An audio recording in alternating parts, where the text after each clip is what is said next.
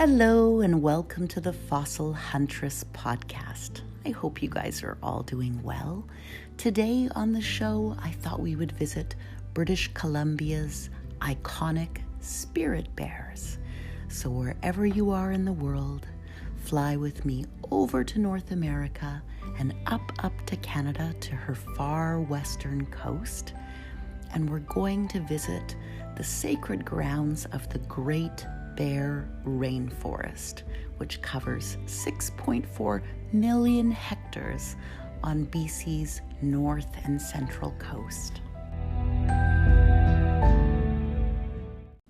Because the Great Bear Rainforest takes up such a huge swath of British Columbia's coastline, there are many ways to approach it. And so this is one of those trips you'll want to plan and dream and think about how you're going to explore and how you're going to discover these iconic spirit bears. I recommend going to the Indigenous Tourism BC site, which is indigenousbc.com, and they have some very good suggestions. One of the routes you could consider is flying into Vancouver and then heading to Bella Bella and traveling by boat to Spirit Bear Lodge. They're in the heart of Great Bear Rainforest country, and these are the ancestral lands of the Kitasoo First Nations.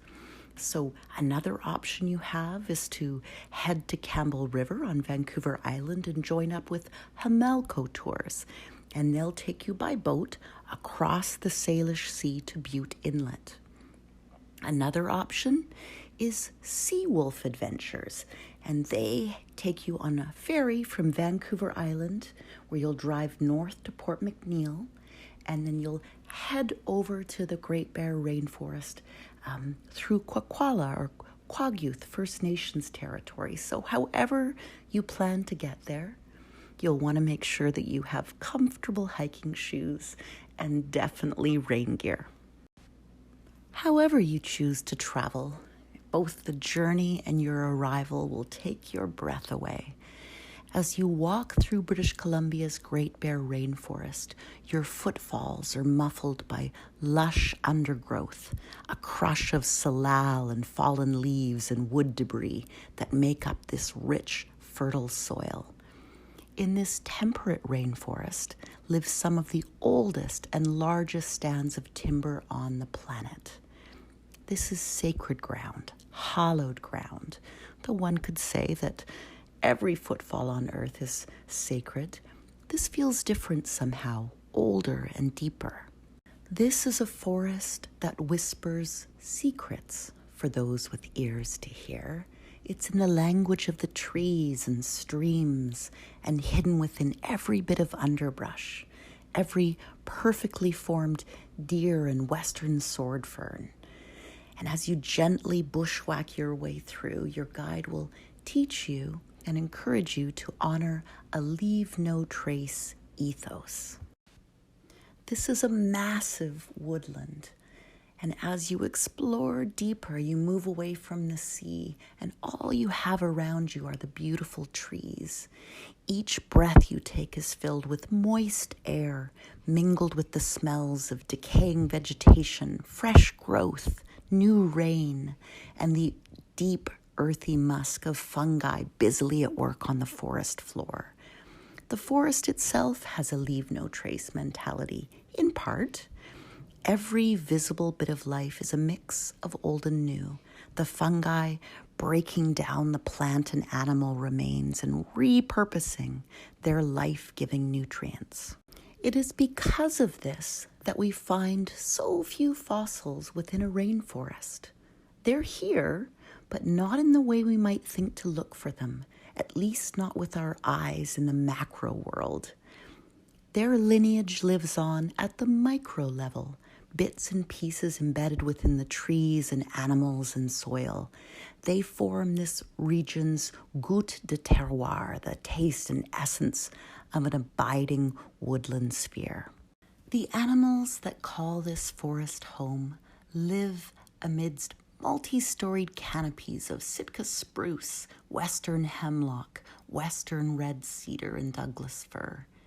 Each of these pillars of the forest are woven together by salal and lichen and a rich mycorrhizal network beneath the ground. The trees here talk to one another, using the fungal networks that connect individual plants and trees to help transfer water and carbon and nitrogen, life-giving nutrients and minerals from the earth to needle and leaf.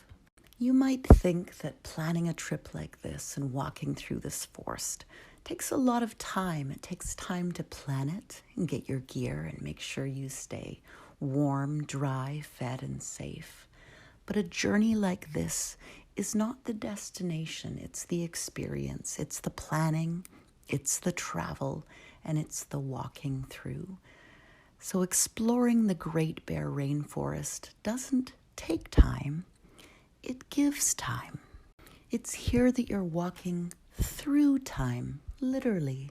Each footfall retracing the steps and history of those that have come before you. Each little upwell of dust, a mixture of all of them, little bits and pieces of their DNA and nutrients flowing with the earth and the air, both human and animal. As you explore deeper, you come across a vision so remarkable, it takes your breath away. Deep in this ancient forest where moss overflows every surface and wilderness abounds, lives British Columbia's spirit bears, Ursus americanus kermodi, and here they reign supreme. Spirit bears are a subspecies of American black bear, and they live in the central and north coast regions of British Columbia. And as we've learned, they're not always black. Some of them are rust and red and cinnamon and brown, and a few of their number are a lovely cream-tinged white that makes them look like they've been dusted with honey. There are roughly 650,000 black bears of all colors roaming around in our forests, swamps, and streams, meaning that if you spend any amount of time in the wild, you'll likely run into them. Full grown, a black bear can run 48 kilometers an hour, 30 miles an hour, and they can smell food up to 32 kilometers or 20 miles away.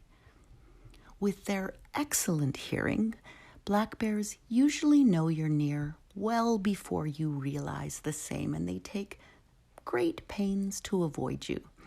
So while most spend their days in the wilds of our province, far from the hum and thrum of civilization, those that do come in contact with humans often tend to want to check out our garbage and hiking supplies for tasty snacks.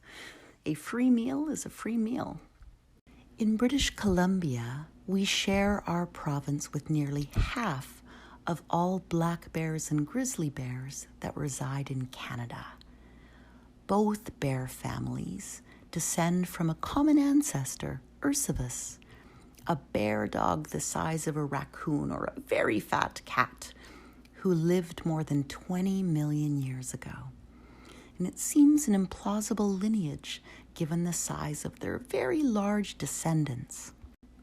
These intelligent, long-lived mammals hold a special place in our culture, and in First Nation mythology in particular.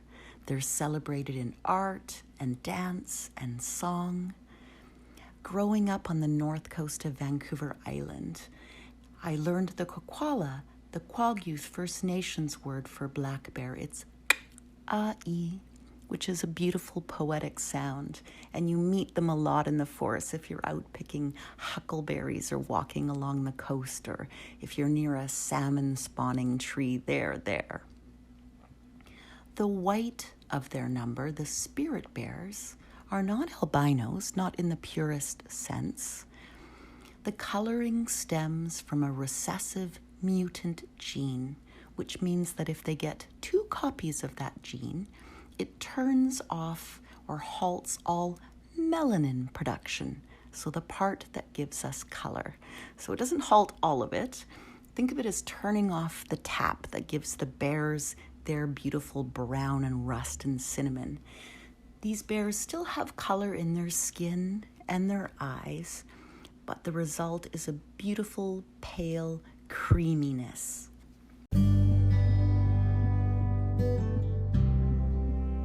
As well as being celebrated in First Nation culture, they're celebrated as the official provincial mammal of British Columbia. Spirit bears live in the Great Bear Rainforests on our north and central coast, and this is home to many First Nations communities, in particular the Kitatsu, who call the spirit bear or Komodo bear musk mole or white bear, and they have a legend that tells of Raven, Gooey, making 1 in every 10 black bears white to remind us of the time when glaciers blanketed the land, then slowly retreated, and with that thaw, it gave rise to the bounty we harvest and are thankful for today.